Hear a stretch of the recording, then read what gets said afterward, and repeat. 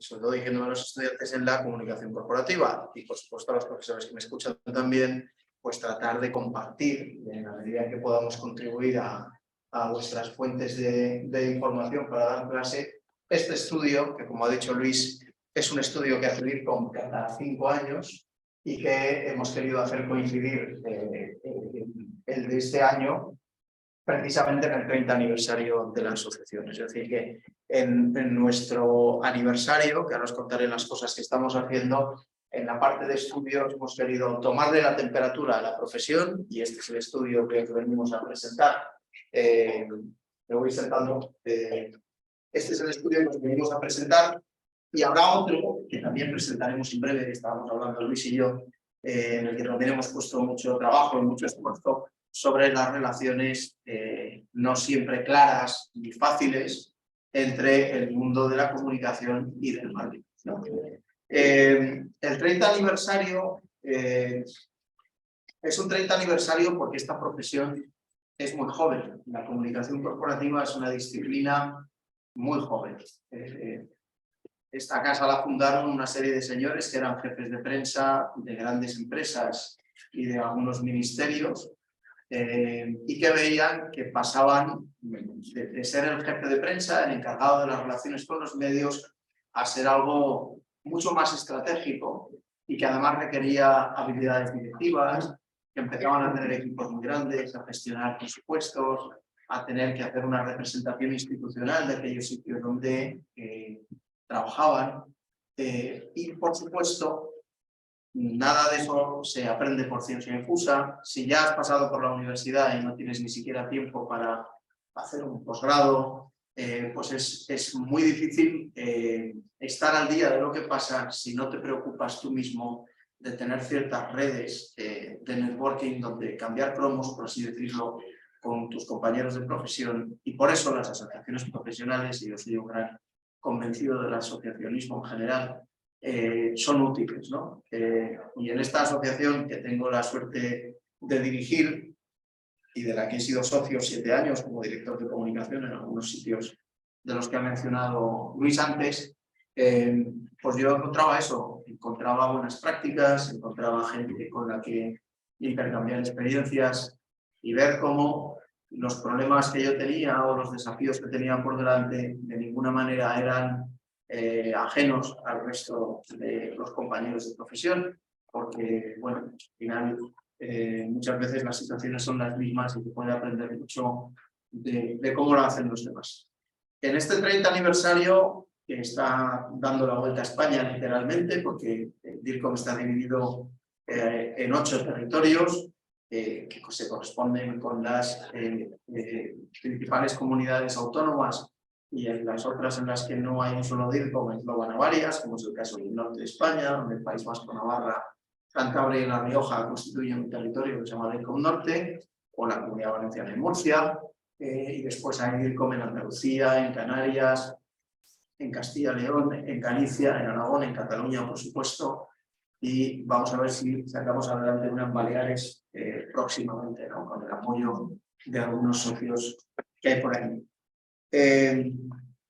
Este 30 aniversario hemos querido hacer una serie de cosas muy concretas que como denominador común tienen el abrirnos a la sociedad.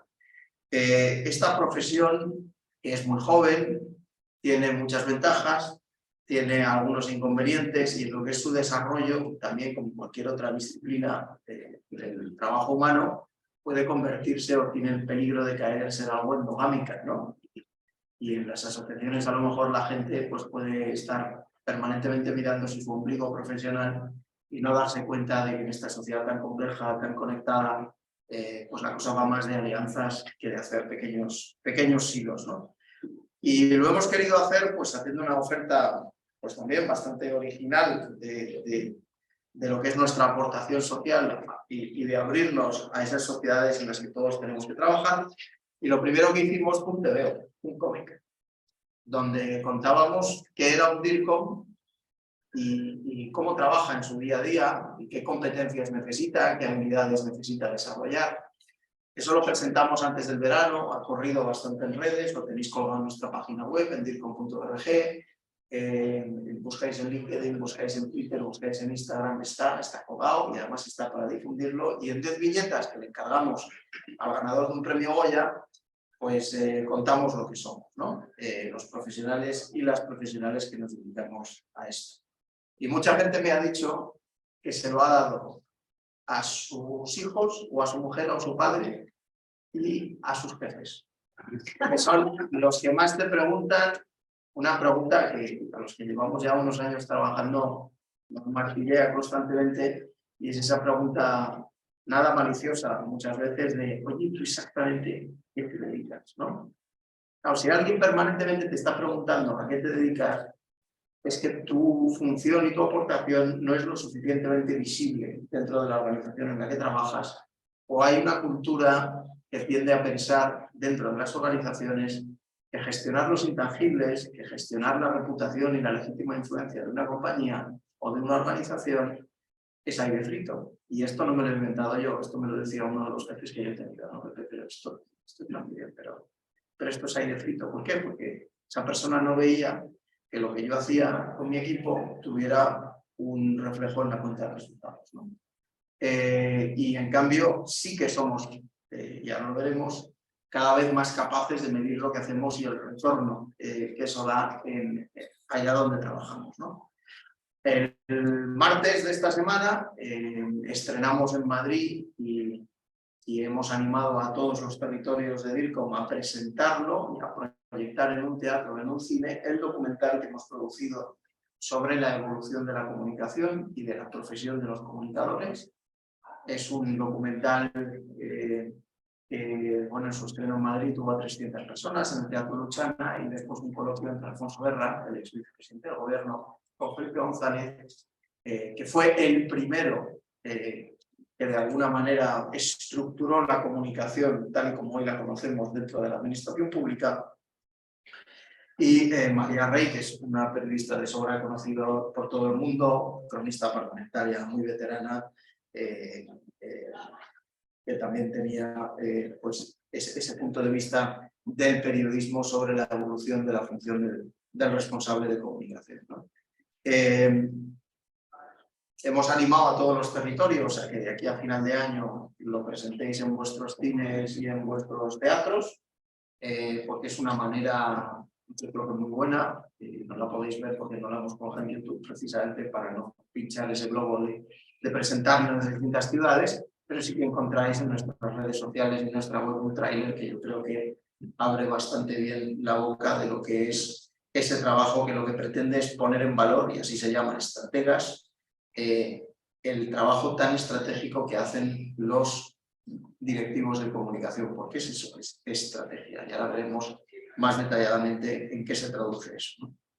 Y luego, y termino ya con esto, la cuña publicitaria del 30 aniversario, vamos a hacer un congreso internacional los días 23 y 24 de noviembre en Madrid, al que estáis todos invitados, donde realmente vamos a intentar proyectar cómo va a ser nuestro trabajo a futuro. Y el futuro no es a 20 años vista, el futuro son 3, 5 años máximo, porque si no ya directamente no somos capaces de adivinar ni siquiera la mitad de lo que viene entre todos, ¿no? Bien, este trabajo, que es muy importante y que se presenta en primicia en Canarias después de haberlo hecho en Madrid antes del verano, es una toma de temperatura de la profesión, ¿vale?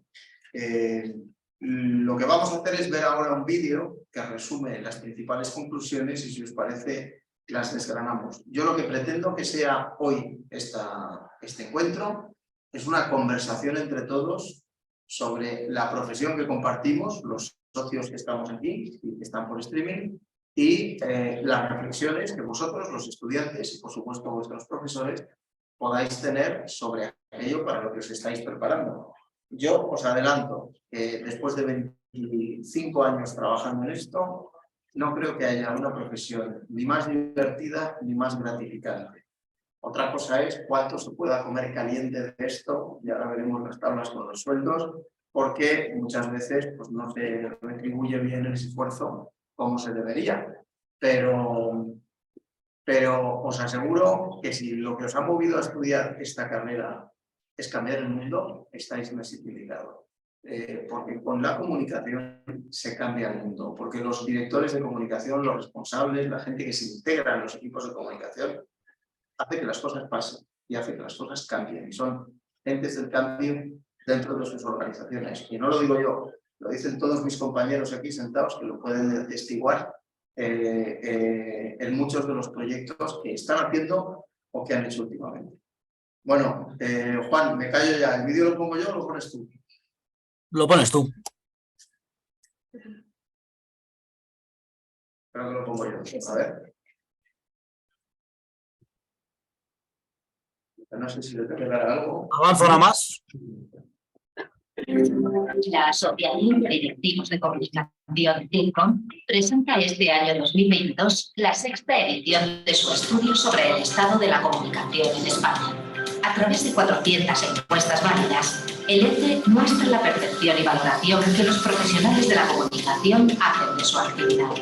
Este estudio representa por su periodicidad, sistematicidad y rigor científico un faro hacia el que orientarse. De los profesionales encuestados, más de la mitad son mujeres. El 40,8% tiene entre 46 y 55 años, seguidos de la franja que tiene entre 30 y 45 años. La mayoría de los DIRCOMs cuenta con formación de máster o posgrado, preferentemente en comunicación o dirección de empresa. En materia salarial, cerca del 60% de los participantes en el estudio gana por encima de los 40.000 euros, de los cuales el 36% supera los 80.000 euros anuales. En esta nueva edición del ECE 21-22, una de las conclusiones más relevantes es la consolidación del papel estratégico del DIRCOM. Según los profesionales encuestados, cada vez son más los CEO que valoran positivamente el desempeño de la función de comunicación. En 2017, 1 de cada 10 CEO concedía la máxima puntuación, mientras que en 2021 esa cifra se sitúa en 3 de cada 10. Más de la mitad de los participantes indican que reportan directamente al CEO o la persona con mayor poder de decisión en el comité ejecutivo. Más de un tercio afirma que el máximo responsable de comunicación es un miembro del comité ejecutivo. En el impacto sobre la cuenta de resultados, las áreas de mayor rentabilidad, según participantes en el estudio, son las de comunicación online y social media, seguida de marketing, marca y comunicación con el consumidor y, en tercer lugar, las relaciones con los medios. En cuestión de tendencias, los participantes en el estudio destacan la necesidad de profundizar en materias de digitalización. Plantean la consolidación, sostenida ya en los últimos 5 años, de la gestión de comunicación interna y del cambio. El estado de la comunicación en España se hace eco de la preocupación por implementar innovaciones en materia de Big Data, así como también deja patente el nuevo impulso de la RSC y el desarrollo sostenible a raíz de la incorporación de los criterios ESG en las organizaciones. Descárgate el estudio completo y conoce la situación actual de los y las DIRCOMs en España y las tendencias que marcarán su futuro. Muy bien, pues para dejar el mayor tiempo posible a la conversación, voy a intentar profundizar, pero de una manera ágil en este estudio, ¿no? Lo primero que tenéis que saber es que este estudio está hecho con la principal red de académicos del ámbito de la comunicación que hay en Europa, que se llama EUPRERA, que es quien ha hecho el trabajo, la tabulación de los resultados, de acuerdo con una metodología, hola, bienvenidos, con su propia metodología patentada, ¿no? Bien.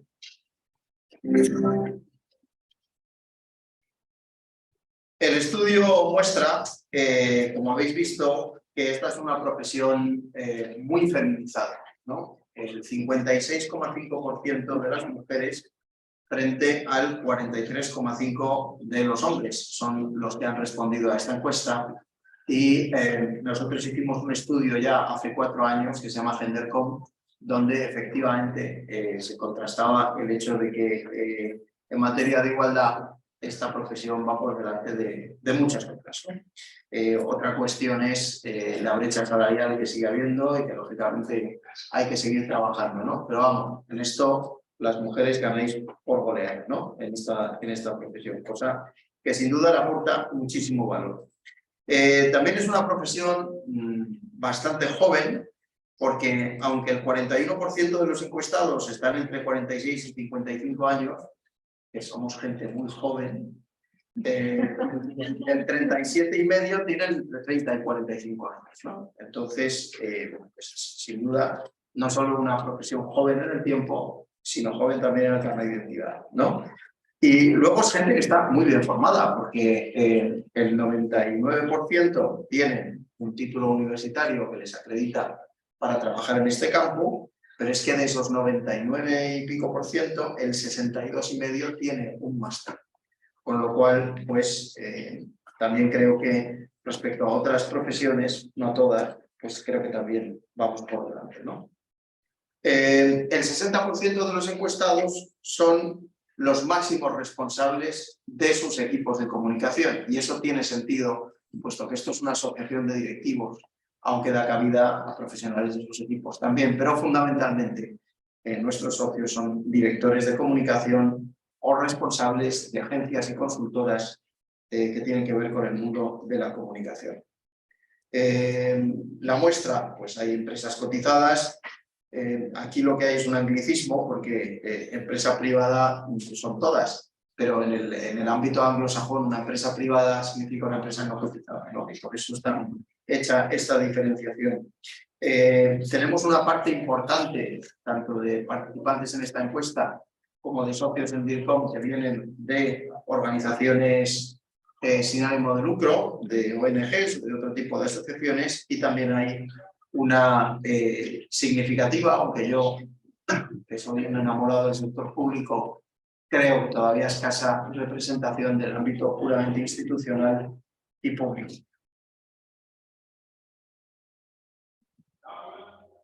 Bien, si analizamos el salario, el 60% de los encuestados recibe más de 40.000 euros anuales, de los cuales un 36, es decir, la mitad de ellos, cobra por encima de los 80.000 euros anuales. Sin embargo, esto no es igual cuando uno empieza su carrera en un departamento de comunicación o en una agencia de comunicación. Los sueldos, lógicamente, no son estos, como en cualquier otra disciplina profesional en la que uno empieza, pero en general yo creo que esta profesión tiene el reto de retribuir mejor el talento joven. Y eso es labor de todos, ¿no? Exactamente igual de fuerte es el desafío en los medios de comunicación. Es decir, los sueldos que se perciben cuando se entran a las redacciones, pues todavía dejan mucho que desear, y eso también tiene que ver, y lo hablaremos si queréis en el coloquio, con la propia situación de los medios, que tienen la tormenta perfecta, ¿no? Tienen un momento de transición digital muy acentuado, tienen una crisis de credibilidad en algunos casos muy acusada y en otros no tanto. Si veáis medios nuevos, nativos, versus medios, como se llaman, los legacy, ¿no? Los que han estado ahí siempre, aunque hayan podido tener una adecuada transformación digital. Y también, por supuesto, con una desafección en general de los ciudadanos respecto de los medios, como también de la política. Yo, me vais a perdonar, pero no me puedo resistir. ¿Puede levantar la mano aquellos de vosotros que leáis al menos un periódico todos los días? No leer Twitter, ni un hilo de tal. O sea, coger un periódico y leerlo. ¿Cuántos de vosotros? Físico. No, físico o digital. Vale, pues los estudiantes que no han levantado la mano, tenéis que poner el remedio a eso ya. Porque si queréis dedicaros a la comunicación, tenéis que saber cómo funcionan los medios, tenéis que leerlos, tenéis que consumir información de un intermediario cualificado, y las redes sociales tienen algún intermediario cualificado y mucho intermediario no cualificado. Y hay que acudir a donde está la verdad y no donde está el ruido. En la presentación que hicimos del documental, en el que intervienen, entre otros, Iván Redondo, el presidente de Mapfre, la presidenta de Iberostar, Miguel Ángel Noceda, un periodista muy veterano del país, que es el presidente de la Federación de Asociaciones de la Prensa de España, en fin, mucha gente, pero entre otros Javier Ayuso, que Javier Ayuso es un tótem de nuestra profesión. Javier Ayuso ha sido director adjunto del país, director de comunicación de la Casa Real, director de comunicación del BBVA. Él habla de que estamos en un tsunami de información, ¿no? Hay una información enorme en todos lados, pero ¿qué pasa con el tsunami? Pues que hay poca agua potable, ¿no? Y hay que saber buscarla y hay que saber formarse ese criterio. Bueno, pues si no leéis prensa, en muchos casos no estáis bebiendo agua potable. Es importante que lo sepáis. Si vosotros, el día de mañana, lo que vais a hacer es, igual que lo hacen los periodistas, pero desde el ámbito privado, los que os dediquéis a la comunicación corporativa, o a la comunicación corporativa pública, en el fondo lo que vais a hacer, entre otras cosas, es defender la verdad. Y tenéis que saber dónde está. Y es muy importante. Muy importante. Estos sueldos ahora valen mucho menos porque tenemos una inflación desbocada, como sabéis perfectamente, ¿no? Y bueno, esto le mete un poco más de presión a la profesión. Y yo no estoy para nada contento con estas cifras. Creo que podemos mejorar y sobre todo creo que podemos mejorar retribuyendo el talento más joven. Bien, seguimos.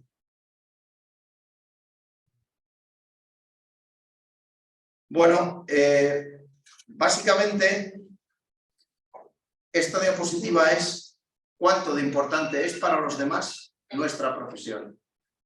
No vale cuánto de importante es para nosotros, porque siempre va a ser muy importante, porque es a lo que nos dedicamos. Entonces, lo habéis visto antes en el vídeo, hay una mejora de la valoración de quien generalmente se depende en esta posición, que es en el ámbito empresarial del presidente o consejero delegado, y que a veces la misma persona desempeña las dos funciones cuando es un presidente ejecutivo. Y eso va subiendo, antes eran 1, los CEOs que lo dicen, ahora son 3, pero sigue habiendo mucho camino, son 3 de 7. ¿No? Y también la valoración que hacen esas audiencias a las que nos tenemos que dirigir externas, que no son las puramente internas de los empleados en la comunicación interna o nuestros propios compañeros en el escalafón en el que estemos dentro de esa organización o de empresa, sino también de lo que se llaman los stakeholders, ¿no? Que es un anglicismo y no me gusta usarlo, pues es el más extendido, ¿no? Que son esas audiencias a las que nos tenemos que dirigir, que son externas, ¿no? Que son, por supuesto, entre ellos están los medios de comunicación, pero no solo, están nuestros competidores, están nuestros clientes, están las instituciones, están nuestros reguladores, etcétera, ¿no? Bueno, pues esa situación y esa percepción también mejora, ¿no? Bien, más de la mitad de los encuestados reportan al CEO. Esto es algo muy importante. En esta organización llevan 30 años, yo solo llevo 3, reclamando la importancia estratégica que tiene esta función, porque esta función gestiona una parte muy importante de los riesgos que tiene cualquier organización. Y generalmente esos riesgos y esa gestión de esos riesgos se engloba en un concepto más amplio que es la defensa de la reputación, pero también, y en la parte ya más propositiva y más constructiva, la promoción de esa reputación. Y eso tiene que ver con el propósito, tiene que ver con el relato, con la promesa de marca que le hacemos a todos esos públicos a los que yo me refería antes, ¿no? Y más de un tercio de ese casi 55% se sienta en el comité de dirección. Y lo que nosotros decimos en esta organización es que si realmente lo que tenemos que hacer es una aportación estratégica de posicionamiento, de defensa y construcción de esa reputación, el responsable de comunicación no se puede sentar en otro sitio que no sea el puente de mando, donde se toman las decisiones, ¿no? Lógicamente tienes que tener gente en la sala de máquinas, pero también tienes que estar en el puente de mando, porque, y aquí ojo, porque está siempre el peligro de que como el responsable de comunicación es la persona que tiene de alguna manera una visión de conjunto, ¿no? Mucho menos de nicho, como pueda tener el director financiero o el de los asuntos jurídicos, también está el riesgo de creerse que uno es la última Coca-Cola en el desierto, y eso genera mucho rechazo de nuestros compañeros de trabajo, ¿no? Y lo importante es saber que en el fondo lo que nosotros tenemos dentro de nuestras organizaciones es una gran vocación de servicio. Estamos al servicio de los demás. En el documental, nuestro presidente, Miguel López Quesada, dice que el DIRCOM, que brilla mucho, tiene desenfocado su trabajo, porque el DIRCOM está para facilitar que los demás brillen. El DIRCOM que brille por sí mismo no entiende bien el trabajo que tiene que hacer. Bien, pues de todo esto que os acabo de contar, también hay mucho que hacer, porque solo el 35% se sienta en el comité de dirección. En la siguiente diapositiva veis dónde se encuadra una posición como la del directivo de comunicación en las distintas estructuras que pueda tener una empresa. Puede tener lo que se llama una dirección de comunicación, o esa persona puede estar encuadrada en otros equipos, en otros barrios de la organización que no responden en su plenitud a las competencias que nosotros pensamos que idealmente debería tener un director de comunicación. Pero en general, la visibilidad que tiene dentro de las organizaciones es buena. Bien. Les hemos preguntado a esas 400 personas que han participado qué tendencias, ¿no? ¿Qué áreas de comunicación consideran que serán las más relevantes futuro, ¿no? Y obviamente el 53% dice que será la comunicación online y las redes sociales. Creo que a partir de la pandemia ha crecido exponencialmente la necesidad de atender más y mejor la comunicación interna y lo que viene después de la comunicación interna, que es la gestión del cambio. Y aquí me quiero detener un poco. Cuando yo trabajé en Iberdrola, que lo hice en 2 etapas durante 10 años, hubo un pequeño intervalo de tiempo en el que me dediqué a la comunicación interna. Y la comunicación interna era la hermana pobre del departamento. En todos los sentidos, ¿no? Tenía menos recursos y sin embargo es donde yo más creatividad pude desarrollar. Y la comunicación interna literalmente ha salvado el clima laboral y la cultura de las organizaciones durante la pandemia. Y le llamo pandemia a los 3 meses de confinamiento y a todo lo que ha venido detrás, aparte de relativamente bien poco, ¿no? Y la comunicación interna se convirtió en la correa de transmisión del liderazgo de los CEOs dentro de sus organizaciones. Era con la comunicación interna con la que se hacían presentes y visibles en las casas, en las familias y hasta en el ocio de los empleados, porque había muchísimas empresas que parte de la comunicación interna, además de animar a la gente, de poner psicólogos en línea, montaba hasta juegos y concursos para los más pequeños de la casa que ya no sabía uno cómo entretenerlos. Y os lo asegura un padre de 6 hijos que tenéis hoy sentado aquí, que había un momento en que ya directamente ya no sabíais qué hacer. Y bueno, pues era muy importante, ¿no? Y luego la gestión del cambio, porque la foto se mueve. Utilizando un aforismo antiguo de Alfonso Guerra en clave interna para el Partido Socialista decía: el que se mueva no sale en la foto, ¿no? No lo decía cuando era vicesecretario general del PSOE. Pues aquí la foto se mueve todos los días y por lo tanto tenemos que estar permanentemente recalibrando dónde estamos y lo que le ofrecemos como organización a la sociedad. Porque ya no vale con ganar dinero. Es un interés absolutamente legítimo. La sociedad demanda que las empresas, además de ganar dinero, tengan una propuesta de valor y que se visibilice lo que a ellos aportan a la sociedad. Y esa visibilización es el propósito.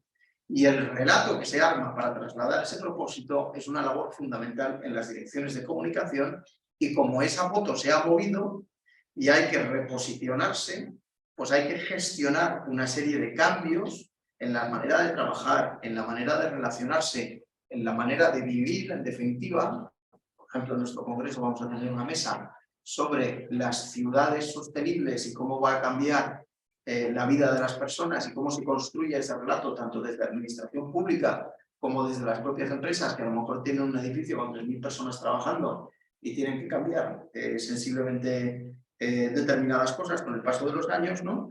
Pues hay una gestión del cambio y una parte de creación de cultura que es preciosa en las organizaciones y que depende de nosotros en colaboración con mucha gente, porque vuelvo a repetir, esto es una vocación de servicio. La comunicación y el periodismo es una vocación y como tal tiene una parte importante de servicio a los demás. Un médico tiene un espíritu de servicio enorme, un bombero también, una monja también, y un periodista y un director de comunicación también. Entonces, nosotros estamos para servir a los demás. En el momento en que creamos que los demás nos tienen que servir a nosotros, os aseguro que nos irá mal. Y la tercera área que también ha tenido un mayor crecimiento, es todo lo que hoy se llama ESG, que en sus siglas en inglés responde a medio ambiente, temas sociales y de sociedad y gobierno corporativo, y que para mantener la serie histórica en el estudio seguimos llamando de una manera un poco anticuada RSC y desarrollo sostenible, fundamentalmente para permitir la serie histórica de datos, ¿no? Bien. ¿Qué temas son estratégicos para los directivos de comunicación? Hemos preguntado antes las tendencias, cuáles de las competencias o de los departamentos que cuelgan debajo de un paraguas, y obviamente, es decir, no siempre uno va a trabajar en una gran empresa, puede trabajar en una pyme, pero la manera de obtener la referencia profesional es mirar en las grandes organizaciones que son las que van a la empresa, ¿no? Bueno, pues igual que hemos preguntado por qué departamentos o qué áreas son las que van a cobrar una mayor importancia, también hemos preguntado por lo que son los puros temas, más allá de dónde los encapsules, ¿no? Y obviamente el Big Data y las automatizaciones son muy importantes. Parte del trabajo que hace un grupo, una vocalía, que es como las llamamos, que son grupos de trabajo, perdón por repetir la palabra trabajo tanto, que se llama ética y defensa de la verdad, tiene que ver con los desafíos éticos que plantea la automatización. Es decir, por poner un ejemplo, ¿vas a poner a una inteligencia artificial a atender determinadas demandas de los periodistas? ¿Sí o no? ¿Es ético? ¿No es ético? ¿Es lo mismo que una inteligencia artificial de un departamento de documentación de una gran empresa pueda servir automáticamente por correo electrónico charts de bolsa, mapas de presencia internacional como apoyo a un periódico? ¿O también es ético que una inteligencia artificial te diga, si usted quiere hablar sobre la evolución bursátil, pulse 1, si quiere hablar sobre cuestiones de buen gobierno, pulse 2? Bueno, pues yo os digo ya que el segundo ejemplo a mí no me gusta, ¿no? Pero también tenemos que saber hacer un buen uso de la tecnología y saber para qué se puede dedicar la tecnología y dónde necesitamos, de nuevo, insisto, y ahora que tan de moda está el metaverso, pues ese intermediador cualificado, ¿no? En el metaverso, ¿quién distribuye la información? ¿Bajo qué garantías? ¿Cómo se comporta una marca? ¿Qué puede? ¿Qué no puede hacer? ¿Qué le demandan esos públicos dentro? ¿Las demandas son salvables o insalvables? ¿Se está demandando algo que esa organización puede dar? Bueno, hay todo, como todo momento de profundo cambio y transformación social, hay todo un debate alrededor de qué es lo éticamente aceptable o no, y que, como sabéis perfectamente, pues no son blancos ni negros, sino todo lo contrario, hay muchos grises, ¿no? Bueno, otro tema que ya ha salido es todos los criterios ESG y la agenda del 2030, los objetivos de desarrollo sostenible, también son palancas muy importantes en materia de comunicación para transformar la sociedad y transformar las empresas, ¿no? Y nosotros llevamos tiempo trabajando este año en una campaña para que las empresas más pequeñas, que a lo mejor solo tienen una persona a tiempo parcial dedicada a temas de comunicación o lo tienen externalizadas en agencias pequeñas, puedan entender, sobre todo sus directores, sus directores generales, sus propietarios, la gran mayoría son empresas familiares, ¿no? Entiendan que la comunicación es una palanca también para crecer.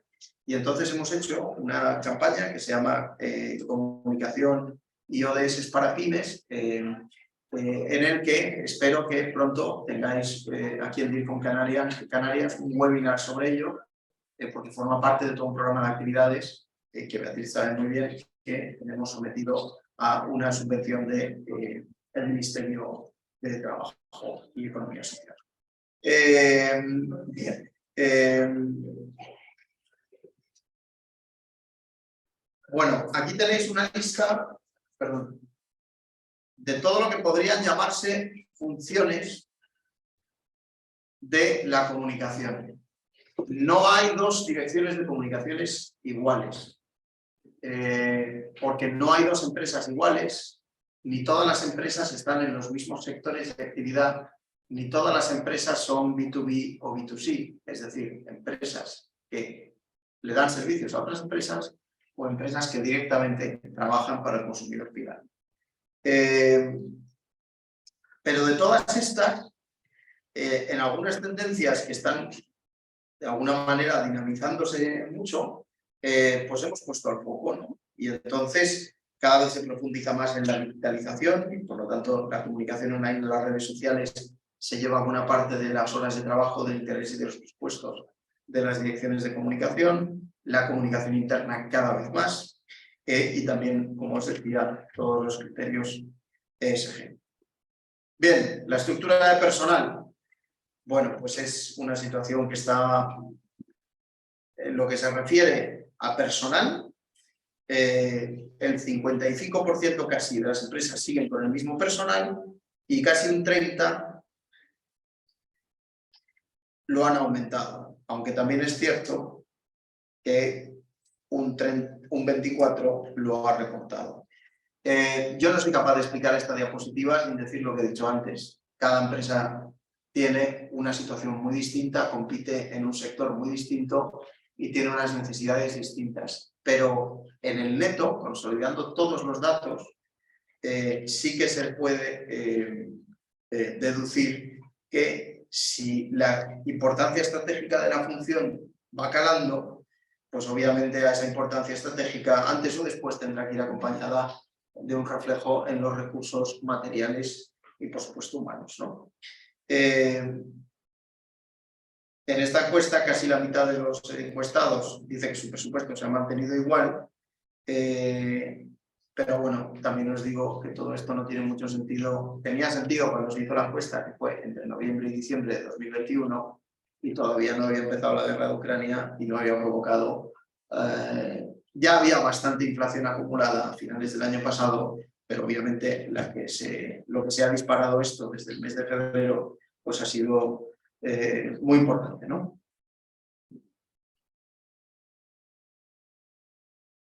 Bien.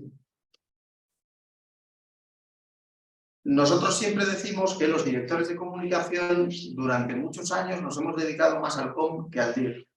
Es decir, que nos hemos dedicado a aprender nuestro oficio, pero que no hemos profundizado mucho en las habilidades directivas. Y sin embargo, pues ya habéis visto pues que cuando te toca ser director de comunicación, pues tienes un presupuesto, tienes un número de gente, tienes una serie de proveedores, tienes que, en fin, saber dirigir personas, saber hacer presupuestos, saber ejecutarlos, entender el lenguaje de una compañía. No pretendamos nunca que los demás hablen nuestro lenguaje. Yo creo que es un error. Creo que nosotros tenemos que ser un poco más camaleones y hablar el lenguaje de los demás, sin perder nuestra esencia. Pero uno predicando en el desierto en alemán, en Murcia, pues no consigue grandes resultados, ¿no? Entonces hay que incorporar un poco el discurso y en eso la gente de marketing siempre nos gana, ¿no? Ellos saben hablar el idioma de los demás y por lo tanto se venden mucho mejor, ¿no? Y yo creo que nosotros tenemos mucho camino por hacer en ese sentido, ¿no? Bien, ¿cuáles son las funciones de un director de comunicación o de su departamento? Bueno, pues de alguna manera las funciones del máximo dirigente se definen en estas, ¿no?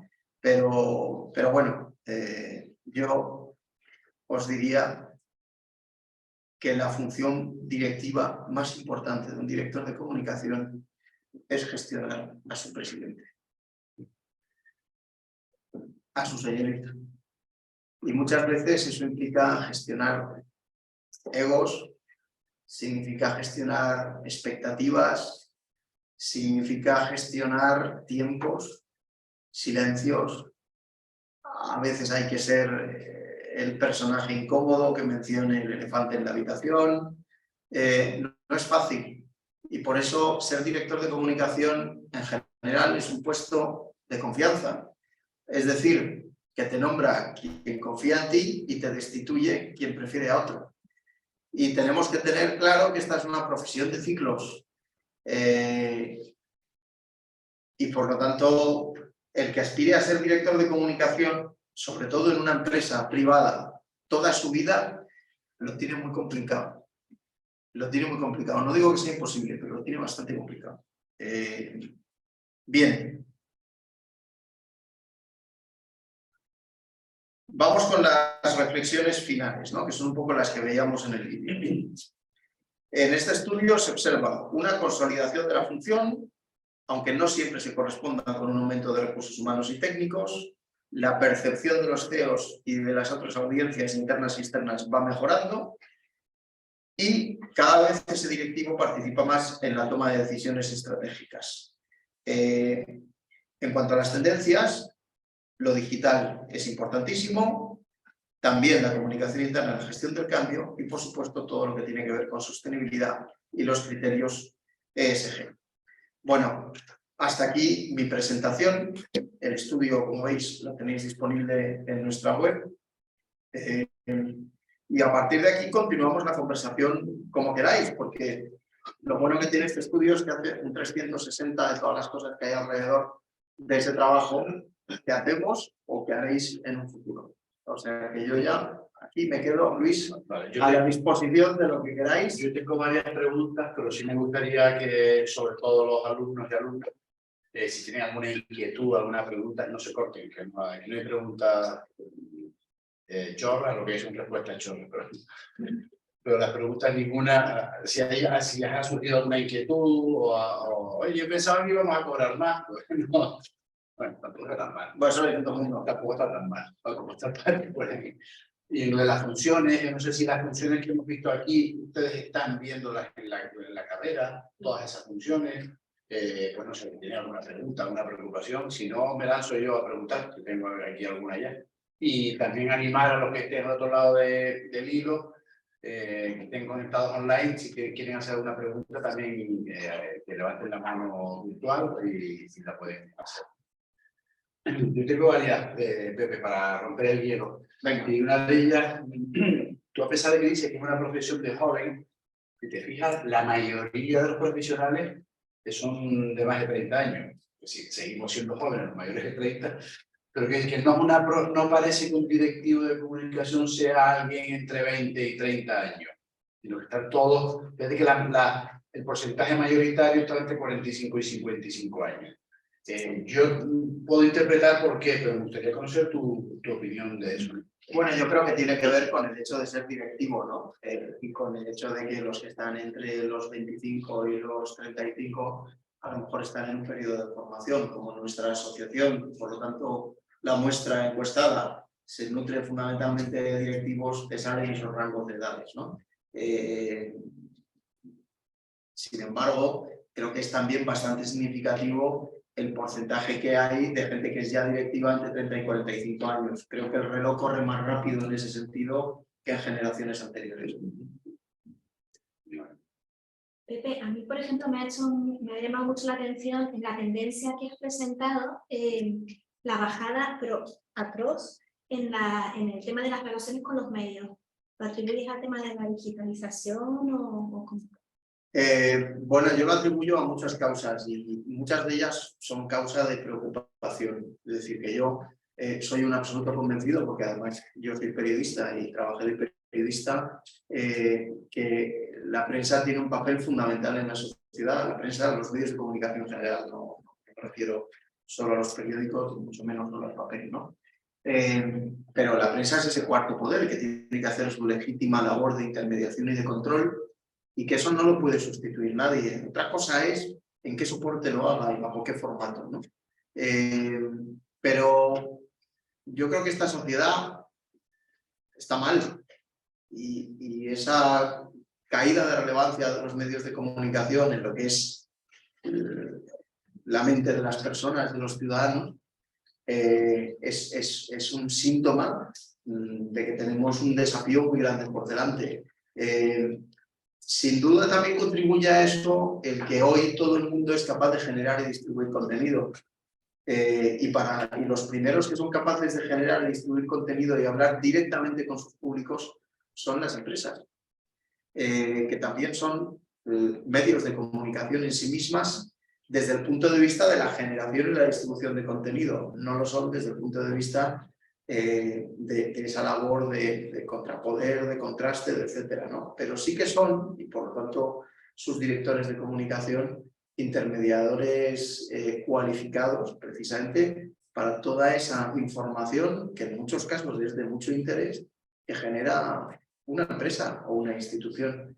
Pero una sociedad que no hace caso a sus medios, los medios tienen la culpa de no saber acompasarse a los tiempos de la sociedad, pero también esa propia ciudadanía, lo decía antes, ¿no? Cuando hemos hecho el ejercicio de ver quién leía periódico, pues si no encontramos, sobre todo los que nos vamos a dedicar de esto, no nos creemos que los medios de comunicación son fundamentales, lo que nos vamos a encontrar dentro de unos años son democracias débiles y mucho populismo y régimen autoritario.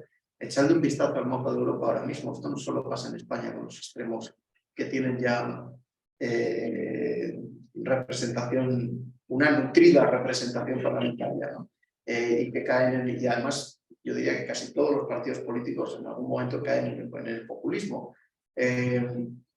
Bueno, pues el antídoto contra todo eso es responsabilidad por parte del ciudadano y la fortaleza y la independencia de los medios. Y luego respetar el legítimo espacio que tiene todo el mundo, porque las marcas, las grandes empresas, las corporaciones tienen también una propuesta de valor que hacer, un contenido que generar y una traslación a la sociedad. Y lo que tienen que encontrar medios y empresas es una relación en la que ambos ganen, no en la que la balanza se decline de uno para otro. Pero, insisto, este es un problema que tiene muchas aristas, muchos ángulos desde donde atacarlo y que la solución no es nada fácil y creo que también responde a un momento de cambio muy grande, pero que nosotros somos los primeros en esta sociedad que tenemos que ser optimistas. O sea, aquí esta profesión no es para penitos. Aquí lo que tenemos que hacer es trasladar valores y trasladar optimismo, porque como trabajamos para los demás, eso es tan bonito que no nos puede dejar caer en ser unos penitos, ¿no? Sí. Sí, yo quería comentar que también me parece interesante lo que estaba comentando de una sociedad que no escucha los medios, caer en el populismo, porque está claro que es verdad, que se ha reflejado por toda Europa, pero yo creo que parte de la razón por la que especialmente nosotros o que las personas estén cada vez consumiendo menos de los medios es porque no podemos, hasta cierto punto no podemos confiar en ellos. O sea, se han demostrado y han que se han demostrado estar muchas veces muy cercados.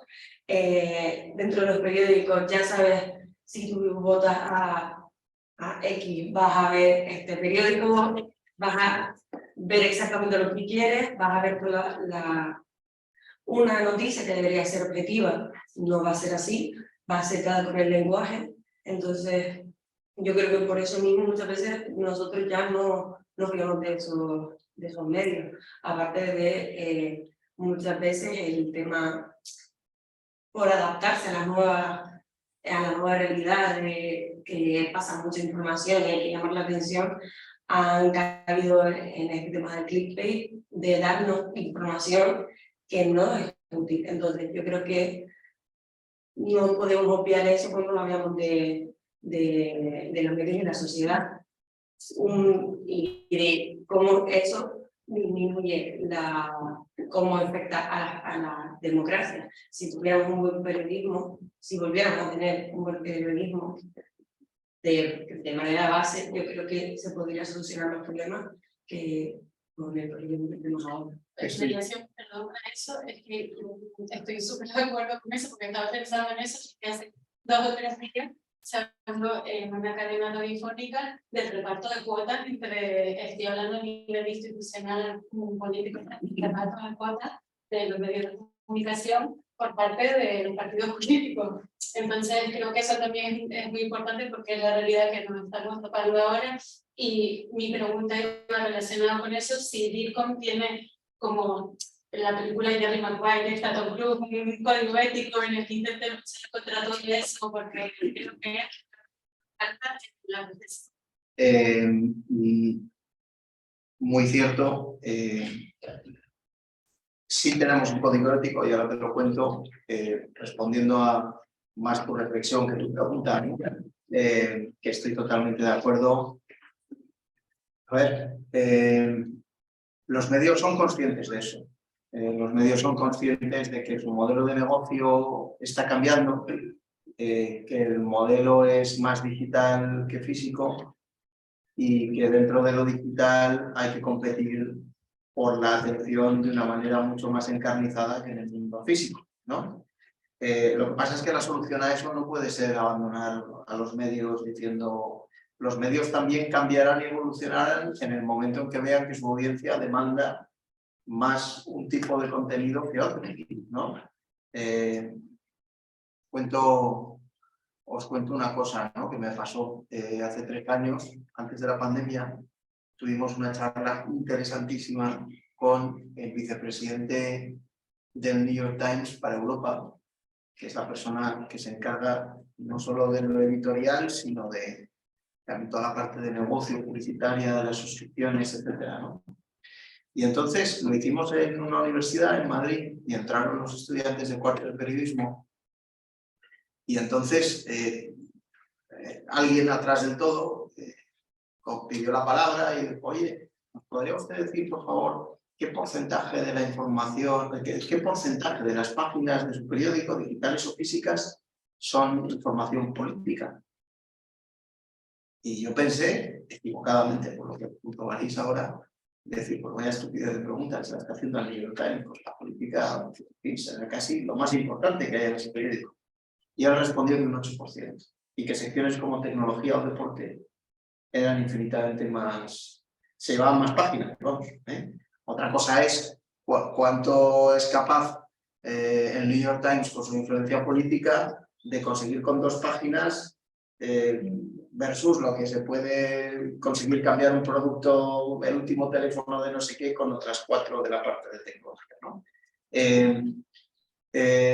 Pero desde luego lo que no podemos hacer es, yo creo que como periodistas, dejar a los medios solos en esta tormenta para que lo arreglen solos, ¿no? Ya, la democracia nos interesa a todos y por lo tanto yo creo que a los medios lo que hay que hacer es, bueno, pues prestarles la atención y devolverles por su propio esfuerzo también, al lugar que les corresponde en esta sociedad, ¿no? Y yo creo que llevamos ya muchos años de democracia en España y por supuesto en otros países de Europa como para entender que sin medios de comunicación, insisto, con el formato que sea, ahí ya no me meto, pero un formato que sí permita que se te pueda dar la información y que se pueda leer la misma verdad, que se pueda leer verdad en todos y cada uno de los medios de comunicación independientemente de su línea editorial, que es perfectamente legítima.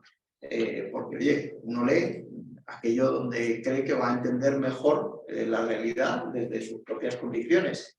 Pero lo que no puedes hacer es, como decía María Rey en el debate el otro día, inventarte un dato para reafirmarte en tu visión del mundo, utilizando algunas verdades y muchas mentiras, ¿no? Y en ese sentido, pues oye, hay unos medios en la credibilidad de lo que escriben está su negocio, que son los medios legacy, ¿no? Los que llevan toda la vida, que nadie está exento de cometer errores, y otros que han nacido directamente para difundir falsedades y para extorsionar a los anunciantes, que también los hay. Y con eso enlazo con la pregunta que has hecho.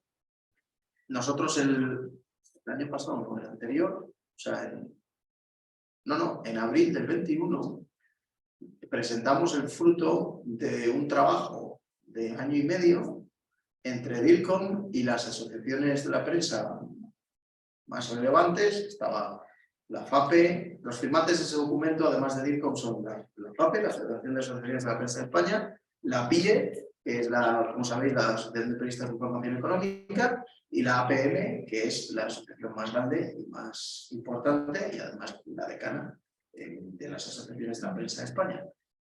Y ahí había un documento que está colgado en nuestra página web también, que se llama Periodistas y DIRCOM, un compromiso ético para el futuro. Pasa a la parte de publicaciones, en la pestaña de publicaciones de nuestra web lo tienes, con las firmas de todos los presidentes. Hay en 4 folios, está expresado lo que nosotros creemos que es el marco de actuación en las relaciones entre los directores de comunicación y los periodistas y cómo podemos contribuir a defender la verdad desde ambos lados, que no orillas, ambos lados. Y además la gente salta de un lado a otro. Y hay un DIRCOM que era periodista, que luego vuelve a ser periodista y luego puede volver a ser DIRCOM y viceversa, ¿no? Y está el mundo lleno de ejemplos para eso. Y es importante, es decir, en un momento de cambio, en un momento de crisis de valores, creo que todos podemos estar de acuerdo que tenemos, la defensa de la verdad es lo más importante, porque es en lo que nos jugamos el futuro todos, ¿no? Y por lo tanto, importantísimos los códigos éticos e importantísimo también entender el papel de los medios y luchar por ellos más desde un ámbito profesional como nuestro. Muchas gracias por las reflexiones de ambos. Más. Sí. Y el peso de los medios, al menos de los tradicionales, sigue cayendo. Una parte de las competencias del DIRCOM como que empieza a perder relevancia. ¿En qué puede enfocarse para que su aportación de valor a la organización no? Si me hubieras hecho esa pregunta hace 10 años, hubiera estado de acuerdo con esa reflexión. Siempre estaré de acuerdo con tu reflexión en el sentido de que los medios son fundamentales y una de las principales cosas que tenemos que cuidar. Pero la evolución en estos años te demuestra que dentro de las competencias de una dirección de comunicación hay muchas más cosas, aparte de las relaciones con los medios, que se llevan mucho tiempo, mucho trabajo, ¿no? Y hay una parte muy estratégica de reputación, de propósito, de generación del relato, de generar contenidos, de comunicación interna, de cultura, de sostenibilidad. Lo que pasa es que muchas de esas cosas que haces, lo que le trasladas a la sociedad es a través del canuto de los medios de comunicación y de tus propios medios también, legítimo. Siempre va a ser el core de nuestro trabajo, pero ahora hay muchas más cosas a las que atender que antes y todas ellas tienen un punto estratégico que nos hacen necesarios. El documental nuestro termina con Miguel López Quesada diciendo: visto todo lo que hemos contado en el documental, si no existiera un DIRCOM habría que inventarlo, ¿no? Pues esa es más o menos la idea, ¿no? Es decir, hay muchas cosas, es decir, hay solo la gestión del riesgo de no mercado, todos los riesgos intangibles que hay, ¿no? Por ejemplo, imaginaos un otoño económicamente muy incierto, mucha turbulencia social y mucha gente usando, entre otras agentes sociales, a las empresas y el empresario como cabeza de turco. Bueno, pues lo amplifiquen mucho los medios de comunicación o no, te aseguro que esto le puede dar muchísimo trabajo y quebraderos de cabeza a un director de comunicación, por ponerte solo un ejemplo. Y a la vez en positivo también, es decir, que también le dio mucho trabajo al DIRCOM explicar cómo la comunicación había ayudado a salir de la pandemia en toda la parte no médica, ¿no? Sí. De orgullo de pertenencia en las organizaciones, de apoyo, de motivación, de retención del talento, de muchas cosas, ¿no? Tenemos un socio desde Tenerife, Oliver, que nos hace una pregunta que yo te voy a transmitir, Pepe. Él nos comenta que si tú percibes la tentación de las empresas, por parte de las empresas, de coger atajos para ganar credibilidad. Y si puede haber cierta imprudencia en proyectar más lo que se dice que lo que se hace. Wow, necesito un mes para pensar en eso. Un mes. Bueno, lo primero, gracias Oliver por la pregunta y la reflexión, y yo creo que hay de todo. Pero que la tentación de coger atajos existe en todos los órdenes de la vida, siempre. Y poner más el acento en un postureo que en lo que realmente hay detrás, también existe esa tentación y también estoy seguro de que hay quien lo hace. Pero en esta sociedad tan conectada, tan informada y con tantos medios para conseguir entender y ver, la mentira tiene cada vez las partes más cortas. Y por lo tanto, desde luego que no es rentable, bajo ningún concepto ni es ético, Y yo creo que son muchos más los que hacen las cosas sin coger atajos que los utilizan. Sinceramente, muchísimos más. A mí me sorprende un poco, yo que estoy un poco más interesada en la creación de contenido, en el audiovisual, fotografía y demás. No sé si podemos volver a la de las tendencias en áreas de comunicación. Esta. Sí, el diseño corporativo, gráficos y fotografía es un 3,3%, pero sin embargo en los temas, que es la siguiente diapositiva, el 31,7% pues en gestionar contenidos de calidad que resulten atractivos para los públicos y todas maneras de contar. Entonces me sorprende como en las tendencias el porcentaje es tan bajo y de repente en los temas pues ese porcentaje es bastante más alto. A ver, ¿dónde estaba el porcentaje de corporativo? Aquí te encontré. A nivel artístico, no que creo que estamos enfocados en esa parte. ¿Estamos en decadencia o...?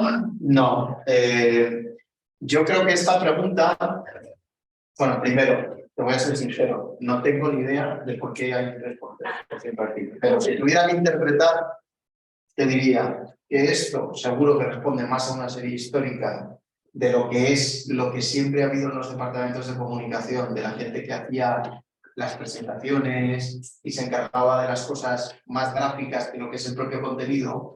Y a lo que se refiere esto es que en un escenario en el que los soportes evolucionan tan rapidísimamente, estás permanentemente reinventándote en nuevas maneras de contar tu mensaje.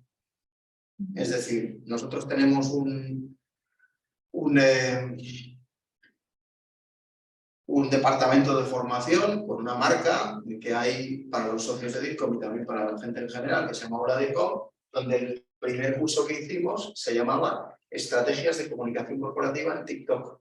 ¿Por qué? Porque había un montón de empresas y de marcas que sabían que su público estaba en TikTok y que no tenían ni idea de cómo funcionar en TikTok. Y la verdad es que fue un curso de co-creación, porque ni siquiera el que daba el curso tenía un convencimiento absoluto de cómo funcionar en TikTok.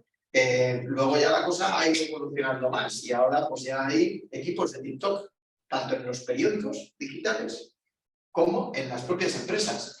Pero es que estamos hablando de TikTok hoy y a lo mejor es que, bueno, no sé, yo sí que suena viejo, por favor, no me veáis de mí, ¿vale? Pero mis hijos, a los pequeños, o sea, los que tienen 14 y 13 años, no sé por qué les pregunté el otro día, oye, pero, joder, pero no, ¿con quién has quedado? ¿A qué hora vas? ¿No te mandas WhatsApp? Y me miran y me dicen, papá, nosotros no hablamos por WhatsApp, nosotros hablamos por Instagram. Y digo, perdón. Perdóname la vida, por favor. No hablan, bueno, el de 13 no tiene móvil, pero el de 15 sí. Y no habla por WhatsApp con sus amigos, habla por Instagram. Y dentro de 6 meses, igual que hablan por fotos. La gente se manda fotos, texto, cosa que no entiendo. Pero ellos descodifican ese lenguaje. Bueno, pues tienes que estar permanentemente inventándote cómo te posicionas tú con tu mensaje y tu propuesta de valor en unos escenarios de maneras nuevas de contar. Quizás aquí faltaría la parte de soportes, ¿vale? Muy distintas, ¿no? Es decir, nadie se compra ya una snack por el hecho de ser una snack. Siempre se compra una snack porque tiene detrás una serie de valores, una serie de cosas exactamente igual que el que vende alpargatas de lona se forra vendiéndolas porque a lo mejor tiene una aproximación 100% sostenible desde que empieza el proceso de fabricación de la alpargata hasta que termina y no está tan mecanizada y no se utiliza tantos tintes químicos como antes. Pues todo eso no solo es un proceso, sino que es un relato. Y ese relato además lo tienes que posicionar de maneras distintas en distintos soportes que están evolucionando continuamente. Yo ayer estuve en Zaragoza, en el Congreso Mundial de Editores de Prensa, que se celebraba allí, que pudisteis ver a lo mejor en la tele ahora clausurándolo ayer por la noche, y había una mesa sobre esto. Es decir, estaban el New York Times, el Washington Post y el Financial Times, los equipos de TikTok de estos 3 periódicos. Y yo flipaba, decía, Pues nunca pensé que pudieran tener un equipo dedicado a TikTok. Claro, lo tiene, tiene unos equipos buenísimos, igual que los tienen de Instagram y de todo, porque es canalizar su medio a través de esos nuevos soportes. Espero haber respondido algo a tu pregunta. De todas formas, yo le quería hacer un comentario porque no se quede con esa duda. O sea, hoy día los departamentos de comunicación, el audiovisual y el fotográfico son fundamentales. O sea, no tengas ninguna duda en el tiro donde estás yendo si te estimula eso, porque es donde más se está trabajando. Sí, o sea, especialmente en comunicación interna, además. Y incluso hasta externa, o sea, en perfiles políticos, institucionales. O sea, ahora mismo se está en una estrategia de desarrollar equipos de trabajo hacia el líder institucional, que va la comunicación al uso, el fotógrafo, tal, que hace la nota, tal, pero después hay un equipo, que es un equipo B, digamos, que trabaja en colateral, en donde te está haciendo la buena imagen, la buena foto, el vídeo más cuidado, el vídeo que tal. O sea, hay todo un departamento de creatividad que está trabajando sin el ritmo frenético de consumir la información que generan los gabinetes de prensa. Con lo cual, eso que decía, vamos, no es el presente, no es el futuro, es el presente ya.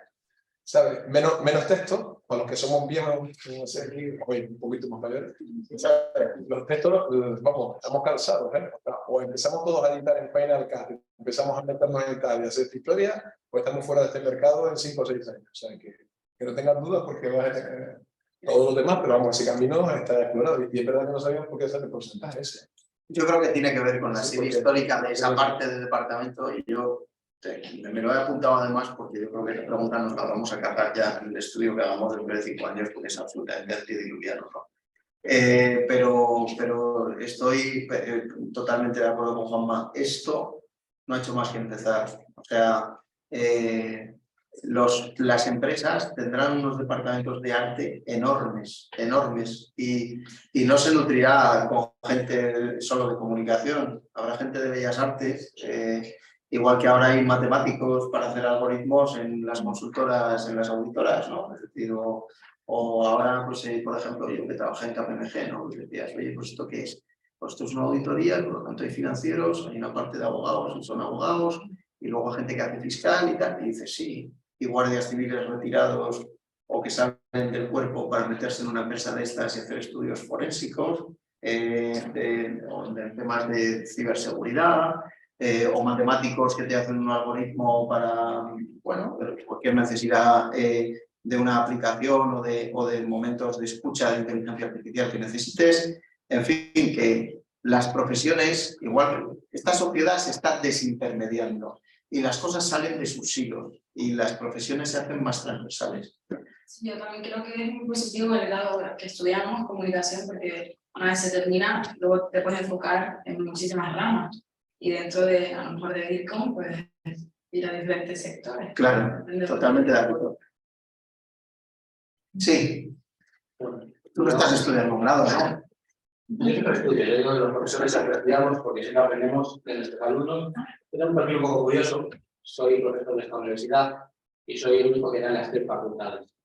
Soy esa persona que especializa en una cosa, puedo hablar en educación, comunicación, ADE, economía, incluso en información, ¿no? Y en marketing.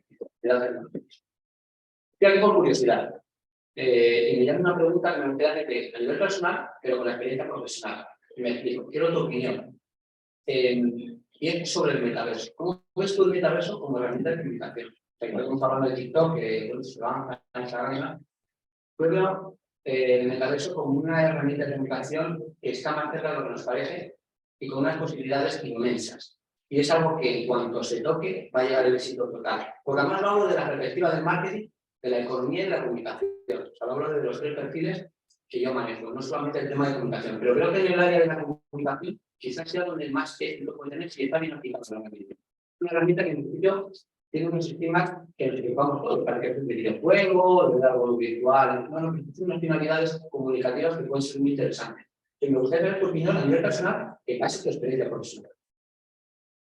Bueno, vale, acepto el reto. A mí como padre me aterra. Bien. ¿Vale? Me aterra. ¿Habéis leído Ready Player One? No la película, sino el libro. ¿Alguien lo ha leído? Bueno, pues es un libro bastante ameno de leer, es una historia muy original, habla de metaverso y es el libro que anticipó el metaverso. La peli no vale nada desde mi punto de vista, pero el libro es muy interesante de leer. Y el libro cuenta la historia de un chaval que vive en una ciudad X de Estados Unidos en el año 2035 o 2040, más pobre que las ratas, en un planeta hecho polvo, pero que todos los días va y se pone unos guantes y unas gafas de estas de visión tal, y va a la escuela en un mundo virtual. Y tiene su propio avatar y tiene toda una vida, toda su vida, por así decirlo, la hace en ese metaverso, por llamarlo de alguna manera, o esa dimensión o universo paralelo, y no le presta ninguna atención al mundo real, nada más que para comer y para dormir, ¿no? Como padre me aterra que mis hijos tengan acceso a un mundo tan vasto con tan poco control como de momento parece que pueda tener. En esta vida la regulación siempre va detrás de la realidad, nunca adelante, porque si no sería un punto absolutamente tiránico, ¿no? Pero claro, eso da tiempo también a cometer los errores y que los cometemos juntos, ¿no? Entonces que los regalos de Reyes de dentro de un par de años sean gafas y guantes para todo el mundo, a mí me da un poco de miedo. Prefiero gafas y guantes de esquiar más que de metaverso. Dicho esto, a mí el metaverso me parece, y basado en mi experiencia profesional, que es ninguna en el ámbito de la tecnología, pero mi opinión personal y profesional es que el metaverso es algo que nos parece muy lejano, pero que está a la vuelta de la esquina. Solo hay que ver la publicidad que hace Facebook sobre esto en redes sociales. No sé si en vuestros reels de Instagram os entra la publicidad, la campaña de publicidad que está haciendo Meta, pero es bestial. Dice, con el metaverso, los alumnos podrán viajar al Museo del Louvre de París y estar viendo ahí un cuadro explicado por su especialista, casi tocándolo, ¿no? Los médicos podrán operar un riñón de manera ficticia entre ellos y compartir. O sea, que decir que es una herramienta bestial, no solo de información, sino de encuentro. Creo que hay un componente ético de que lo relacional esté demasiado automatizado y no sé cuánto nos puede hacer daño como personas eso, en el sentido de que toda nuestra capacidad de relación se la enviamos a una máquina como intermediario, ¿no? Pero eso es otra historia que a lo mejor nos podrían ayudar a desentrañar más los psicólogos. Es una enorme posibilidad y es un sitio donde se puede circular buenísima información cuando haya sus controles y sus límites éticos, donde las marcas pueden encontrarse de una manera como nunca antes habían encontrado con sus clientes, con sus consumidores, pero también puede ser todo lo contrario a la vez. Entonces, a mí lo que me preocupa de toda esta historia, y ya es una reflexión puramente personal, es que en esta transición tecnológica tan alocada que estamos haciendo, se nos olvida muchas veces que somos seres humanos y que por lo tanto la persona tiene que estar en el centro, ¿no? Esto es un poco Matrix, esto es un poco Terminator, esto es un poco Ready Player One, es 1984, es Un Mundo Feliz de Aldous Huxley. O sea, estoy hablando de películas y especialmente de libros de hace 70, 60 años, ¿no? Hay una enorme oportunidad de hacerlo bien y también hay un enorme peligro de desvirtualizar mucho las cosas y ir un poco como las ratas detrás del flautista de Felipe, ¿no? Nosotros en este congreso que tenemos en noviembre estamos valorando la posibilidad de retransmitir en el metaverso una de las charlas y darles a los asistentes en el congreso la posibilidad de tener su propio avatar y de hacer networking entre avatares. No tengo claro si lo vamos a hacer o no. Le estoy dando una vuelta porque no sé exactamente qué mensaje queremos trasladar con eso y lo estoy pensando, ¿no? La posibilidad de hacerlo la tenemos y ya veremos, ¿no? Pero no sé si sé responder a tu pregunta. Para mí me genera muchísimas dudas. Me parece que nada es malo por naturaleza y que todo tiene su parte buena y que hay que aprovecharla. Y desde un punto de vista de comunicación es una herramienta brutal. Pero como brutal que es, también tenemos que saber los riesgos que conlleva. Y eso inevitablemente habrá que hacerlo con la prueba-error. Irle poniendo sus límites, y no solo habrá regulación, sino autorregulación por parte de las empresas y las instituciones, que yo creo que será necesaria, porque estás literalmente creando un mundo paralelo. ese mundo desregulado en el que algunos creen que han nacido. Y estoy hablando de algunos proyectos empresariales muy potentes, ¿no?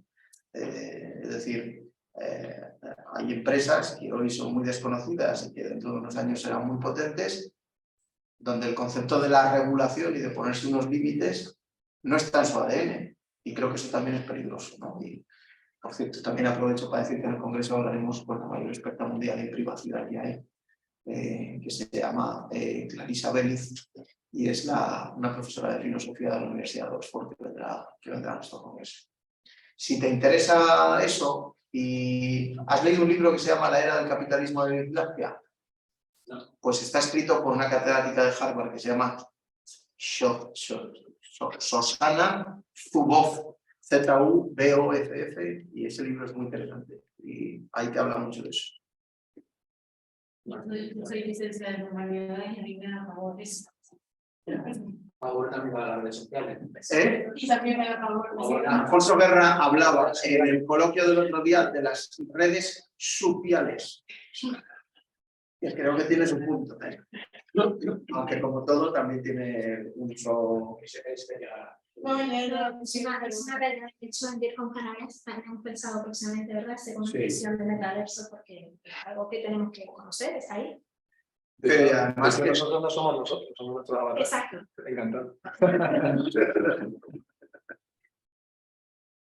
Bueno, todavía nos quedan 5 minutos para más preguntas.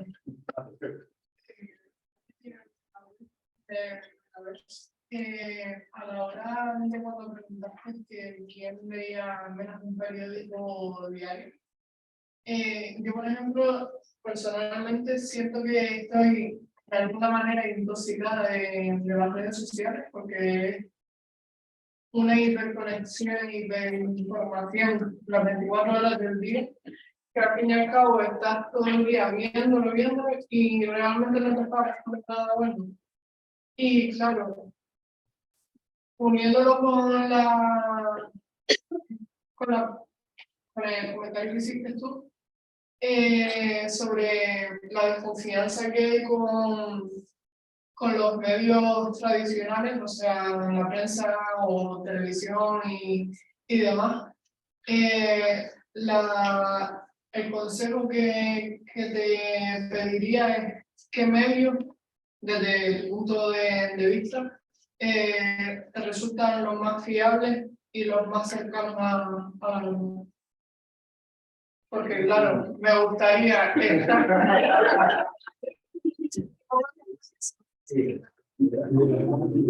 Vale, acepto el reto. Se pusieron un reto. es importante que veamos los jóvenes de cosas que no van a gustar. Y hay muchos periódicos que no.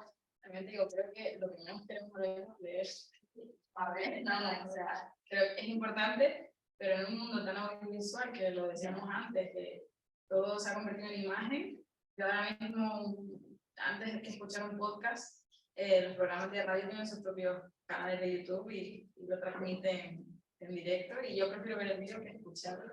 Vale. A ver. Lo digo a nivel. Sí. Beber agua del mar, lo único que te provoca es más sed. Por eso es muy difícil encontrar agua potable cuando viene un tsunami, ¿vale? Eso es lo que pasa con las redes sociales, que beber agua de mar te da cada vez más sed. Y por lo tanto, totalmente de acuerdo. Yo, por ponerte un ejemplo de un medio de comunicación que admiro fuera de España, es Político. ¿Te suena?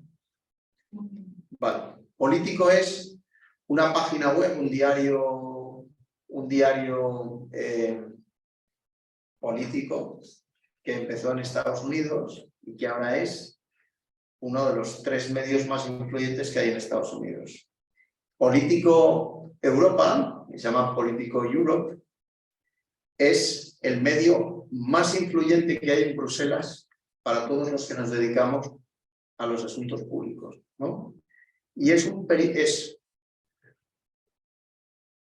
medio de suscripción con un muro de pago después de una primera leída muy sintetizada de lo que hay encima de la mesa ese día en la política internacional, con una manera de contar hiper fresca, con un lenguaje súper novedoso, y si quieres profundizar ya, haces clic y pagas la suscripción. Politicoeurope.com es algo que merece la pena experimentar, porque es un medio nativo digital con una redacción muy especializada, con gente muy enfocada en su trabajo, donde también hay branded content, pero se delimita perfectamente, contenido pagado, ¿vale? Y que me parece una referencia. Y yo personalmente es un medio que leo con mucha frecuencia, no solo porque forma parte de mi trabajo para otras cosas que hago, aparte de DIRCOM, como os he explicado, sino porque literalmente me gusta, ¿no? Ahora me voy a meter un poco con vosotros, ¿vale? Yo estoy casado con una psicóloga infantil.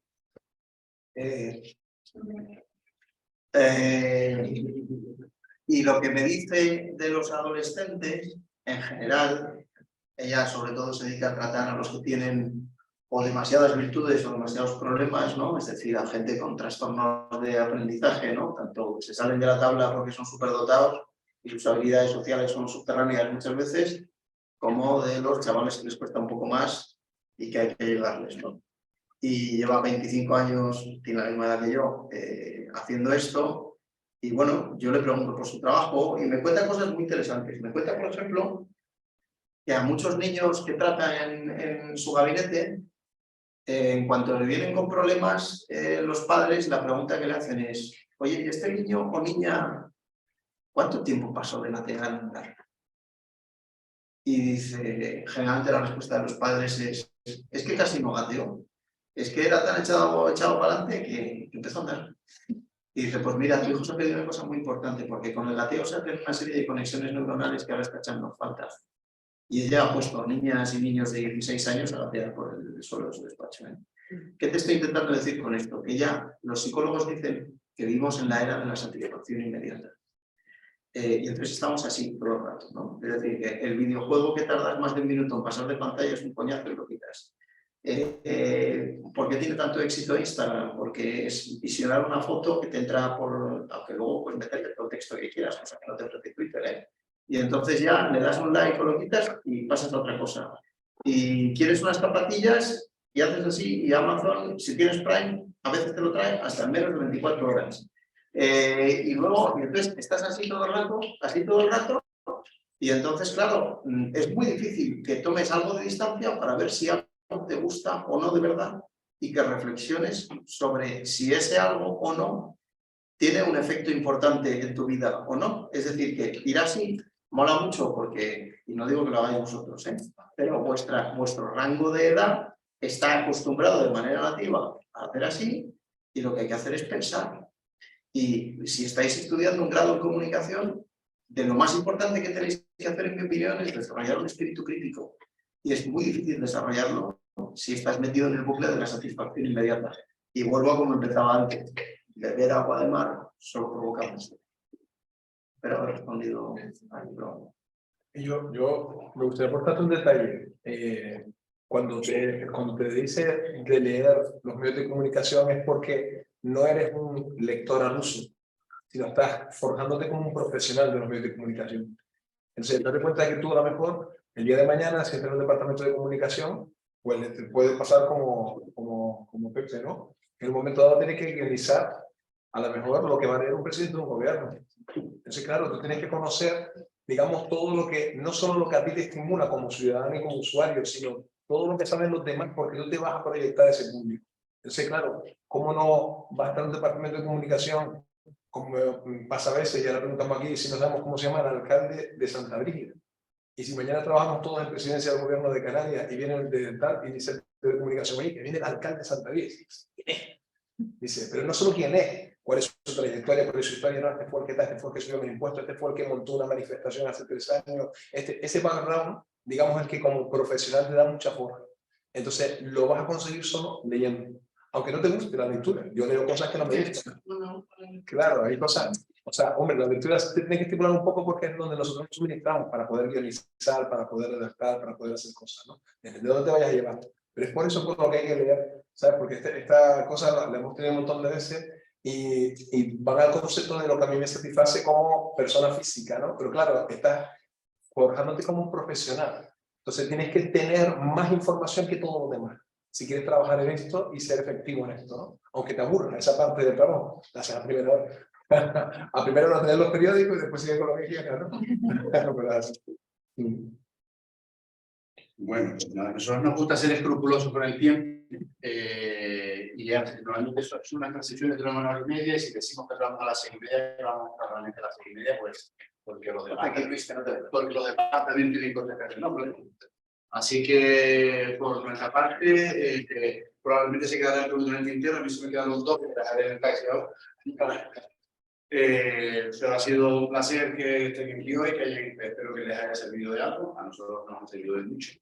Normalmente hacemos una sesión de estas al mes, donde intentamos hacer una sesión mensual de distintas características, y esta ha sido una de ellas para empezar la temporada, porque hemos estado en verano sin hacer nada. Así que nada, muchas gracias y gracias Pepe por tu... Gracias a vosotros.